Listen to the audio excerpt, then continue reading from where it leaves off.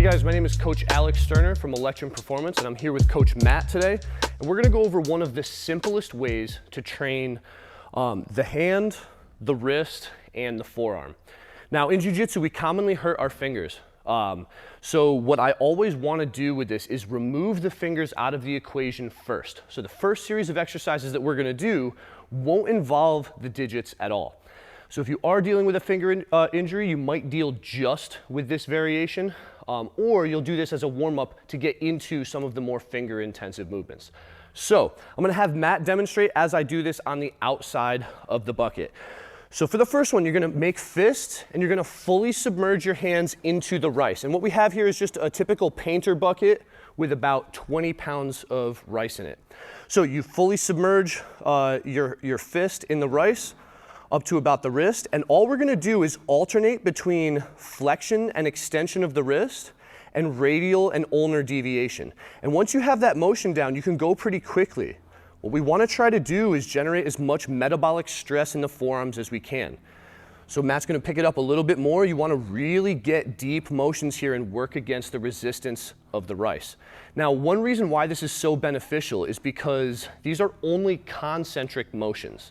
There's no forceful lengthening of the muscle. So while it's definitely gonna burn, it's not gonna cause any sort of breakdown that can prevent us from training in the long run. So just like swimming, which is also only concentric motion, it makes for great cross training for other sports because it's not gonna leave you super beat down the next day.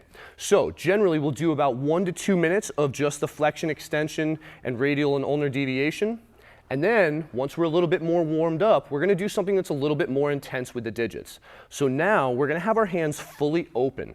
And we're gonna treat those hands like rakes as we bring them through the rice, right? You'll be straight down, and notice how Matt has the bucket pinched with his feet. It's a really good way to keep it still. So now it's an isometric motion of the fingers where they're maintaining this position as we force them through the rice. This is now gonna train the muscles of the forearm, but also the actual digits themselves. And since it's an isometric, even if you are dealing with a little bit of a finger injury, we're not actively moving, so you probably won't irritate it all that much.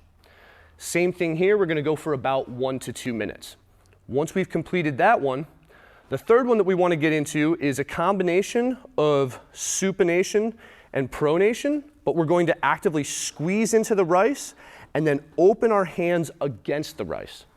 Now, that motion of opening against the rice is actually really important because everything that we do in jiu-jitsu is very flexion oriented. We're constantly grabbing things and making grips. We very seldom have resistance to extension of the digits. So here, as we circle our hands in and make a fist forcefully, we're then going to forcefully open our fist against the rice as well. But keep them submerged a little bit more there, Matt, right? Keep them deep in the rice. As we go in, squeeze, come up, and forcefully open the hands. You should try to keep moving the entire time. So we're smoothly going down and in, up and back up. Down and in, up and back up. Excellent. And what you'll feel as you do something like this is that you'll have a pump in your forearms, very similar to after an intense round of grappling. Go ahead and give these a try and let us know what you think.